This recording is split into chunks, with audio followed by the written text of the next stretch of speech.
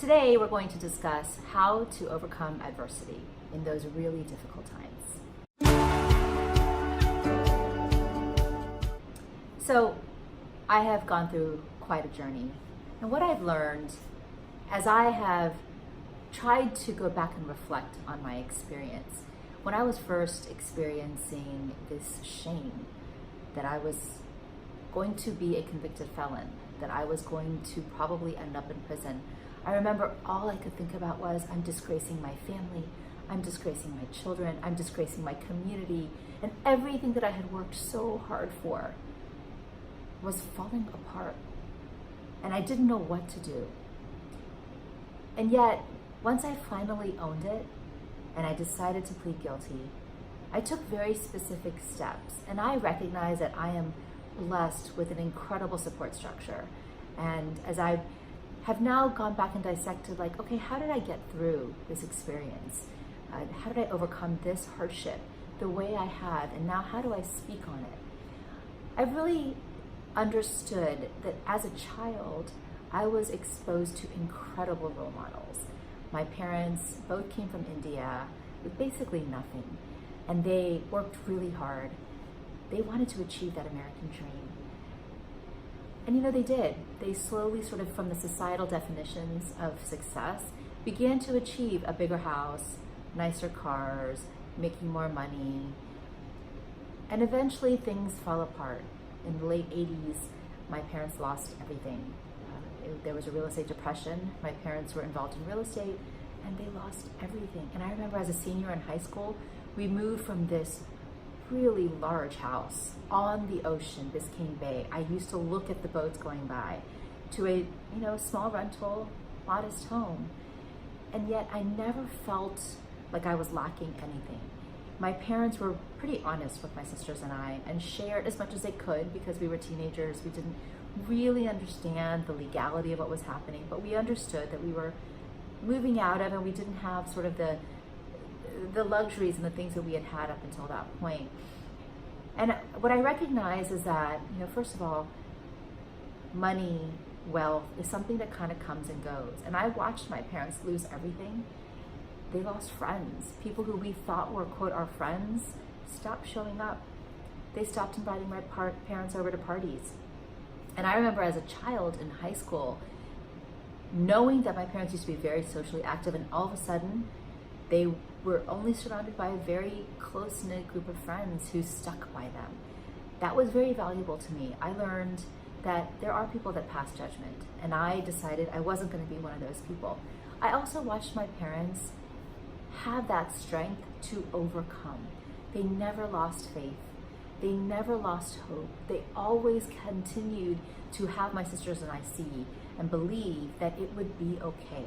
I always felt that somehow things would work out for the good. So now fast forward, I remember pleading guilty in prison, and I remember I decided to call everybody in my life and really own it, and tell everybody what I did, and then ask for help. And I know that so much of that grit and strength and resilience from within me came from watching my parents do it as a child, as a teenager. And I've now learned from that.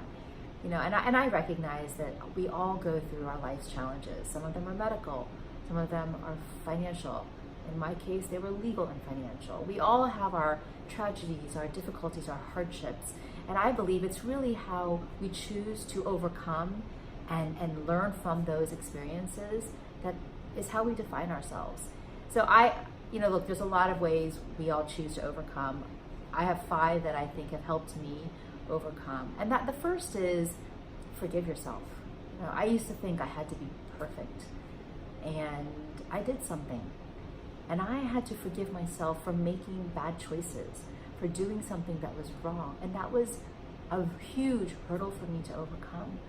So forgive yourself. We're not meant to be perfect, whatever the situation is that we're going through, whether we are at fault or not. Obviously my situation is that I was at fault. I had to own that and forgive myself. But in other situations, there are other experiences that we all go through that we learn that we have to forgive ourselves for whatever it is. The second is commit to seeing the good in everything. It's hard when you're in something that's so painful and so shameful, or so upsetting, and maybe we want to hide from everybody. We don't want to tell them. I think we have to get to the point where we can commit to seeing that there will be something good, that there's a deeper meaning behind it. The third is be vulnerable. I really, I was lucky enough to be able to read a lot of Brene Brown when I was in prison, and then since I've come out, I've watched all of her TED Talks and tried to read her books. And from her, I've learned that being vulnerable and living through our shame is actually something that can give us strength. It took me a long time to learn this. I was definitely the girl who didn't want to seem to be weak, and to me, being vulnerable meant being weak. And I've now learned that that's not really the case. We can be vulnerable, gain strength from it, and empower others to do the same. The fourth is allow the people around you, your family and friends, to support you. Oftentimes we want to shut them out because we're embarrassed or because we think we can do it all on our own. And the reality is that our relationships are there for a reason. There is power in investing in those relationships and then seeking them out when we need that support network. I'm lucky enough that my constellation of family and friends have always been there for me. And I don't take that lightly. I really try to reach out when I need the help because I didn't do that for a long time. And then the last is honor others and pay it forward. I've learned that for me to overcome this hardship, I had to recognize that there is good in others and then to honor everybody. And then my now speaking and sharing across the country, I've been so fortunate to do so, is hopefully my way of paying it forward by helping people learn through the lessons that I went through the hard way so that other people don't make those same wrong decisions that I did. So overcoming adversity, overcoming hardship is an important question. It's a really hard thing that we all have to face at some point in our lives. And I'm lucky enough to now be obviously on the other side of this one. One thing that I did have to go through, and I'm sure there will be others, we all go through our peaks and valleys and ups and downs. So hopefully that's been helpful.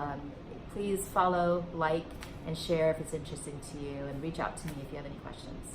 Thank you so much.